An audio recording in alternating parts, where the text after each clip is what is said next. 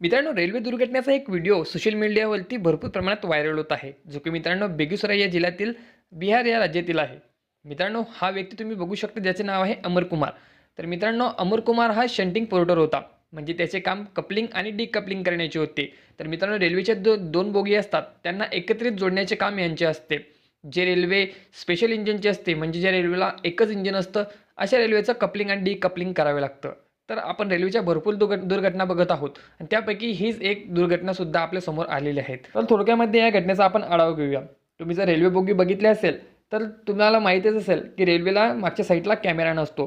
परंतु तुम्ही जर टाटाची अल्टो गाडी बघितली तर त्या अल्टो गाडीला आता बॅक कॅमेरा आहे आणि त्या बॅक कॅमेऱ्यामार्फत त्यांना दिसत असतं की मागच्या साईडला काय चालू आहे. परंतु 500 करोडची रेल्वे असून सुद्धा तिला बॅक कॅमेरा हा देण्यात आलेला नाहीये. तर यामध्ये जो मोहम्मद सुलेमान होता, म्हणजेच यामध्ये फक्त 2 कर्मचारी यांना पाठवण्यात आले होते. तर अमर कुमार यांच्या परिवाराचा असा दावा आहे की रेल्वे शंटिंगसाठी 5 कर्मचाऱ्यांची आवश्यकता तरी असते. परंतु यामध्ये फक्त 2च कर्मचारी होते. एक होता अमर कुमार आणि एक होता मोहम्मद सुलेमान. आणि मोहम्मद सुलेमान हा जो लोको पायलट होता त्याला सिग्नल देत होता. त्याने चुकीचा सिग्नल दिल्यामुळे ही दुर्घटना झालेली आहे. म्हणजे त्याने ते सिग्नल दिल्यानंतर ती रेल्वे मागे घेण्यात आली आणि जो अमर कुमार आहे त्याचा तिथे दाबून जीव गेलेला आहे. आणि सिच्युएशन पाहता जो व्यक्ती होता लोको पायलट तो तिथून फरारसुद्धा झालेला आहे. जर आपण अमर कुमारबद्दल थोडी माहिती काढली तर यामध्ये अमर कुमार हा 35 वर्षाचा होता आणि पुढच्या महिन्यात म्हणजेच 11 तारखेला त्याचं लग्नसुद्धा ठरलेलं होतं. परंतु लग्नाआधीच त्याचा मृत्यू या दर्दनाक घटनेमुळे झालेला आहे. या घटनेमुळे अमर कुमारच्या आईवडिलांना अचानक मोठा धक्का बसलेला आहे. ते काय म्हणत आहेत चला बघून स्टेशन घेऊया. मास्टर सबके हाथ है। हम नाम देखने नहीं, लेकिन सबका हाथ है। 2 साल से ड्यूटी कर रहा था। इतना सीनियर आदमी है, इतना सीनियर आदमी को नहीं भेज के इसको मरने के लिए भेजा। और मरने के लिए भेजा तो ये स्टेशन मास्टर और जो है स्टेशन मास्टर गार्ड कैसा जो है गार्ड को नहीं, लेकिन जो है लोको पायलट इसके साथ जो था सीनियर सुलेमान, वो कैसा इंसान है। मतलब समझिए कि जो है किसी का बेमौत मारा गया है, इसका मौत नहीं हुआ है। ये मौत जो है सब जिम्मेदारी सरकार की होगी। बिना स्टाफ के काम कराया जाता है। 4 गो स्टाफ के जरूरी रहता है, 1 गो स्टाफ में से काम कराया। ये भोरे भोरे घटना ये हो गया। ये लड़का कपलिंग काटने के लिए गया, कपल किया इंजन को। इंजन आगे तेल भरने के लिए आगे हुआ और आदमी के कमी के कारण, मेरा तो सीधा कहना है कि आदमी कम होने के कारण सिग्नल दिए बिना ही इंजन बैक हो गया, जिसके कारण वो बफर में फंस गया, वो निकल नहीं पाया। को एज एन एक्सीडेंट ट्रीट करते हुए और इसका इंक्वायरी ऑर्डर किया। ऑफिसर लेवल पे इसकी इंक्वायरी करेंगे। हमारी वर्किंग में कहाँ कुछ कमी रह गई, जांच से हम उसको आइडेंटिफाई करने की कोशिश कर रहे हैं और उसके लिए क्या करेक्टिव एक्शन लेना है और क्या अनुशासनात्मक कार्रवाई करनी, दोनों के ऊपर हम लोग कार्य कर रहे हैं।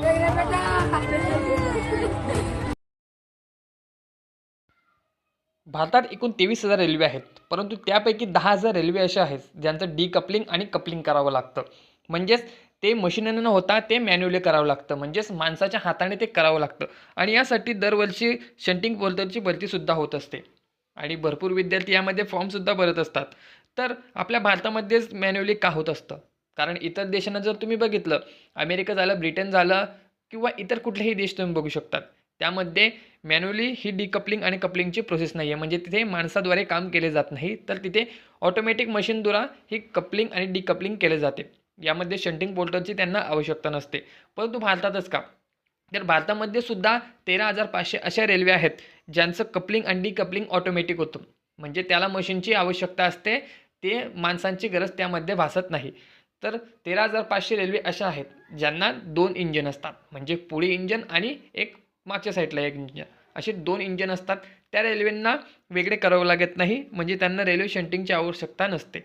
परंतु जे स्पेशल इंजन आहे, ज्या रेल्वेला एक इंजन दिलेलं असतं, त्या रेल्वेचं कपलिंग आणि डिकपलिंग करण्यासाठी शंटिंग पोर्टरची आवश्यकता असते. यामुळे त्या लोकांची भरती केली जाते आणि त्यामुळे ह्या दुर्घटनासुद्धा होत असतात. तर कपलिंग आणि डिकपलिंग कशाप्रकारे होते या व्हिडिओमध्ये संपूर्ण माहिती दिलेली आहे. तर मॅन्युअली डिकपलिंग बघू शकता तुम्ही, यासाठी मानवाची आवश्यकता असते.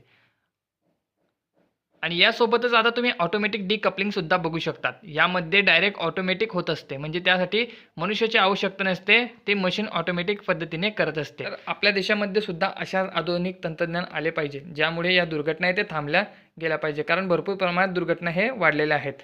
तुम्ही इतर देशांची सुद्धा तुलना आपल्या भारताशी करू शकता.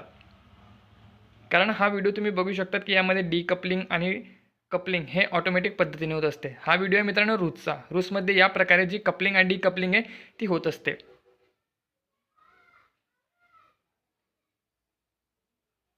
आणि मित्रांनो हा व्हिडिओ आहे आपल्या भारतामधील. तर भारतामध्ये मनुष्याद्वारे ही कपलिंग आणि डिकपलिंग ह्या प्रोसेसमार्फत होत आहे.